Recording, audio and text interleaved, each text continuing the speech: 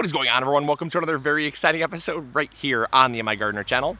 It is currently 82 degrees. It's a bad joke. So like I said, it's 82 degrees. Black was probably not the best clothing choice for today's video, but I'm having a great day. I hope you guys are as well. And in today's video, we're going to talk about fall tomatoes. Now, this is a topic that's come up many years, and we've talked about it for about the past 3 or 4 years, ever since we really started adopting it fairly heavily in our garden.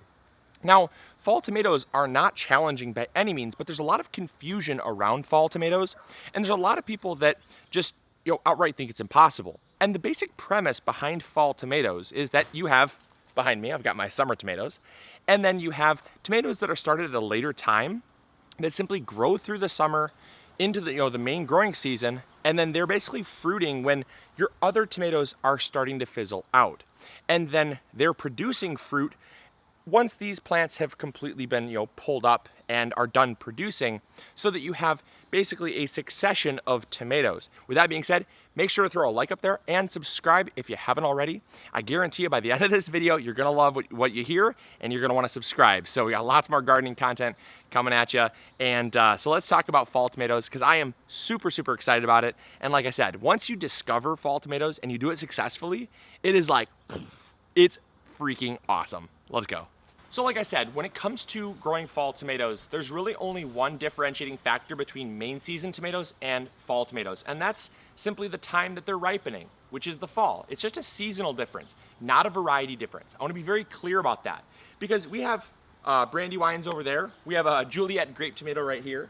We've got a beefsteak tomato. We've got a green zebra. We've got a Paul Robinson. We have so many different varieties of tomatoes, and they all can be grown in the fall for fall tomatoes. The difference is when we plant them. This is the big difference, because all these tomatoes have different maturity dates. And that's the first thing that you want to look at if you want to have success with fall tomatoes, is the maturity date. So as I said, the first thing that you want to look at is the maturity date. Every tomato will have a differing maturity date, because larger tomatoes will take longer than smaller tomatoes, and red tomatoes will take less time to ripen than like a purple tomato, right? So there's color differences, there's fruit size differences, and those all play into how fast a tomato can ripen. There's also growing styles as well, which we'll talk about, and that's, do you let them bush and just produce a lot of growth, or do you single stem them? Because that's going to focus more energy on producing and ripening the fruit that's on the plant versus continuing to grow, which will take longer to actually ripen the fruit, but the plants are bigger and bushier. So total trade-offs, but you got to kind of know how the variety that you're growing and how you're growing it plays into how long it takes that fruit to ripen. Now, on the back of every single seed packet, at least MIgardener seed, most packets should tell you this, but we definitely do, because we really care about this information. You're going to see the days to germination and the days to maturity. And when you're looking at tomatoes, because we're going to start some tomatoes today for our fall garden, you want to look at that maturity date. And how you can tell if it's a good tomato to grow is by looking at your first frost date.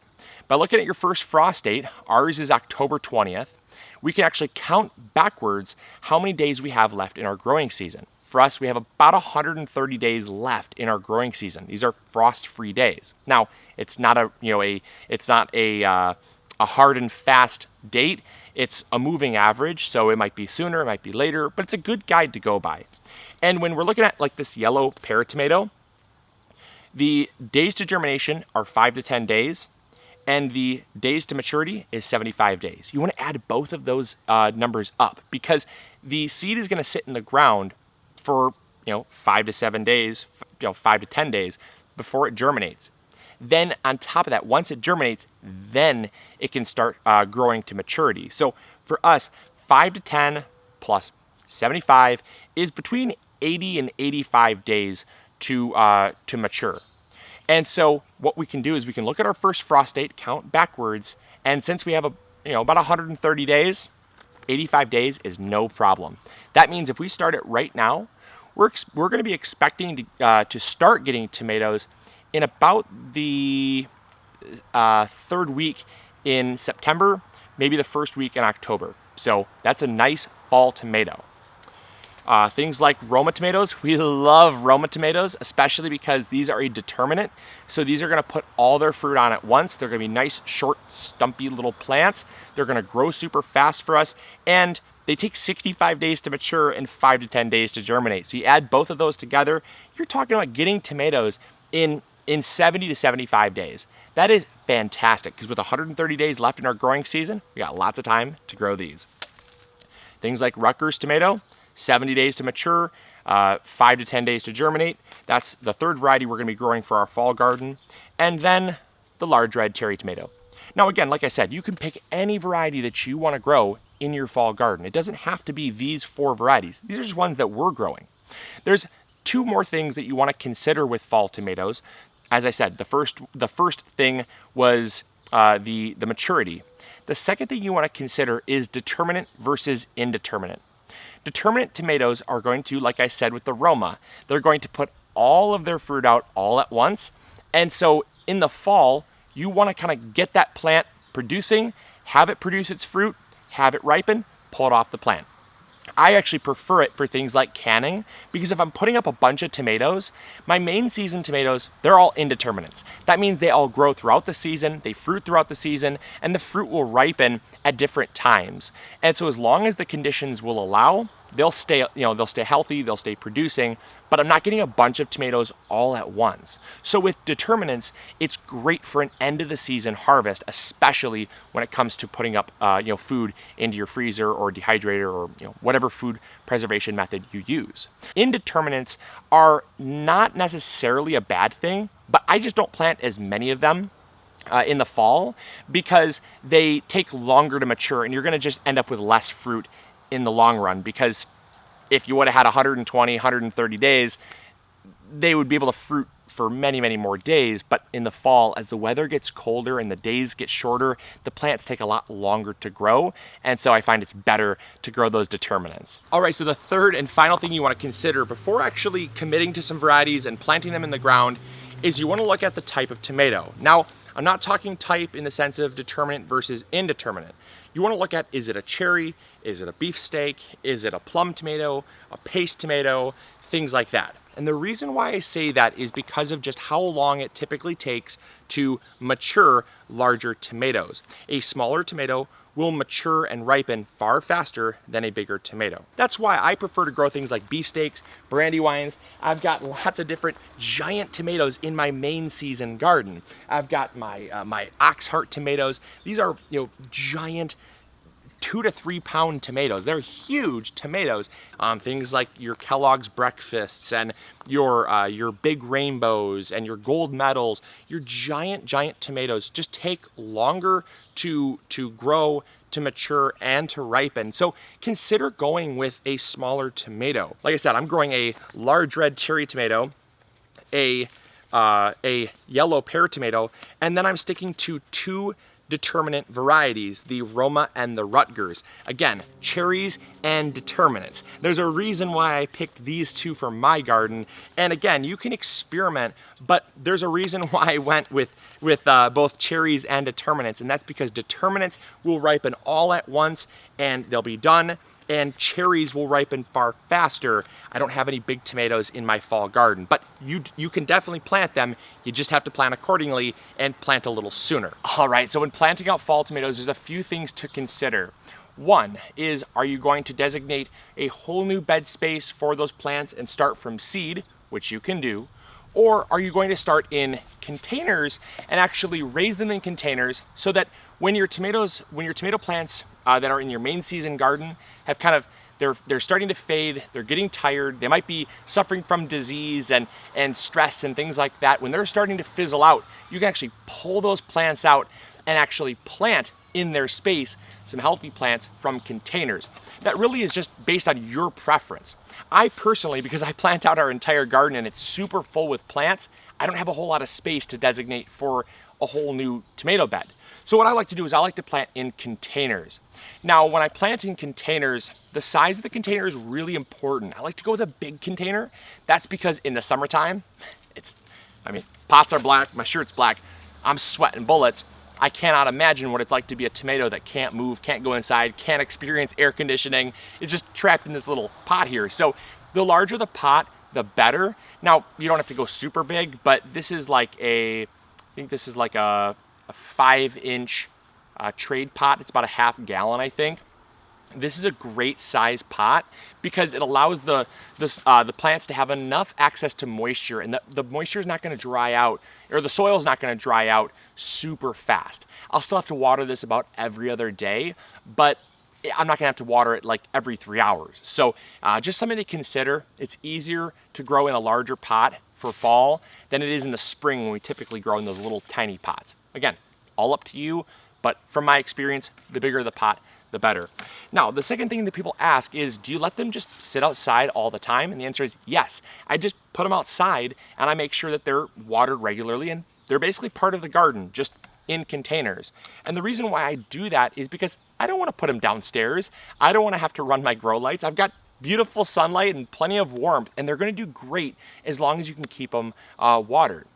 Now, the third question that people ask when planting out fall tomatoes, I'm gonna get one started for you just to show you how simple this is. Now, the third question people ask when planting out fall tomatoes is, well, why plant fall tomatoes? Why not just grow your indeterminates all season? And that's a good question. Now, when it comes to fall tomatoes, a lot of people, they don't have a problem getting their indeterminates to last all season long. The problem is just when it comes to their level of production. They're often, in our experience, very tired, very exhausted from fruiting, growing all season, being exposed to heat, humidity, lack of rain. The soil is becoming depleted, and they just get tired and they start to fizzle. And so there's nothing wrong with pulling them out. Yes, you may get 5 to 10 more tomatoes per plant, but would you rather get 5 to 10 more tomatoes per plant over the course of a month and a half, or would you rather pop a new plant in and get 20 to 30 tomatoes over the course of a month and a half? It just has to do with production and how much more food you want to get out of your garden. One final question that always gets asked is, well, if you plant them where you planted tomatoes before and they might have had disease, or they might have been really stressed and stuff like that, isn't that bad for the tomato, the new tomato, to go in the same spot? And the answer is no, it's really not, because what you're going to do is you're going to re-amend. It's very important to re-amend. If you don't re-amend your garden, yeah, you're going to have problems. But as long as you put back some compost, give back to the soil what got taken out from that previous crop, you take care of the soil like a good steward should, and you make the soil better, a lot of your problems are going to go away. As far as things like blight and powdery mildew go, yeah, those are always going to be found in the soil. They aren't going to go anywhere. Next year, they're still going to be in your soil. That's because blight and powdery mildew are basically found on every single continent except for Antarctica. And so you are going to have powdery mildew and blight. It's unpreventable. However, what causes it is not necessarily that you're growing it in the same spot. It's caused from stress. So what you're doing, the secret, is you're planting a plant that is healthy, young. It's a young, up and coming next generation, rather than a plant that has been through a lot. It has been battered by heat and humidity and everything that Mother Nature could throw at it, and it's kind of just stressed. And that stress is what blight and powdery mildew take advantage of. Not the type of plant, but how stressed the plant is. That's a big, big thing to consider, and we've talked a lot about that, how stressed plants are sick plants. All right, so there you go. There is everything you need to know about planting fall tomatoes. The last thing I wanted to cover is whether or not you can take cuttings from your other plants, from your main season plants, and produce fall plants. And the answer is yes, you definitely can. Now, this tomato was actually a beefsteak tomato that we took from a cutting from the main season plant. We rooted it.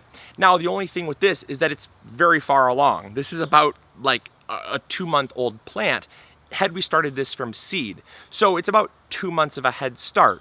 You definitely can grow fall tomatoes from cuttings, but you just got to be kind of selective with the plants that you take. And also, you want to take them sooner than later, because as soon as the plant starts getting stressed and some disease starts occurring, it's going to take hold on this plant as well, because it typically spreads throughout the entire plant. So you can take cuttings, it is possible, just be kind of selective. But very easily and very easily done, and we have lots of videos on how to do it.